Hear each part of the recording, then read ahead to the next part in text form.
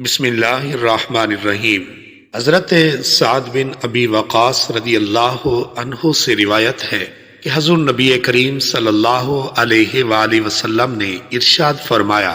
حضرت یونس علیہ السلام نے مچھلی کے پیٹ میں جو دعا مانگی تھی، یعنی لا الہ الا انت سبحانک انی کنت من الظالمین، اگر کوئی بھی مسلمان کسی بھی چیز کے لیے اللہ تعالیٰ سے اس دعا کے ذریعے دعا کرے تو اللہ تعالیٰ اس کی دعا ضرور قبول فرمائیں گے۔ آیت کریمہ کی کوئی خاص مقدار شرعاً متعین نہیں ہے، لہٰذا آیت کریمہ کی جتنی مقدار بھی پڑھی جائے وہ ضرور نافع ہوگی۔ تاہم بزرگوں نے اپنے اپنے تجربات کی روشنی میں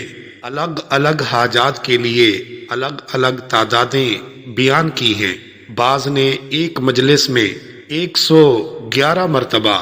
بعض حضرات نے رات کی تاریکی اور حجرے کی تنہائی میں 313 مرتبہ، اور بعض حضرات نے لمبا وظیفہ کرنے کے لیے 70,000 یا 1.25 یا 1.5 مرتبہ پڑھنے کی دعا کی قبولیت اور ہر جائز حاجت کی برآوری کے لیے مجرب قرار دیا ہے۔ ناظرین، واضح ہے کہ یہ تعداد صرف کسی عدد تک پہنچنے کے لیے ہے، تاہم اس خاص تعداد کو فرض، واجب، لازم یا سنت سمجھنا درست نہیں ہے۔ نیز زیادہ تعداد میں پڑھنے کے لیے ضروری نہیں کہ ایک شخص ایک ہی مجلس میں پڑھے، مختلف لوگ مختلف مجالس میں بھی پڑھ سکتے ہیں اور کسی تعداد میں بھی پڑھ سکتے ہیں۔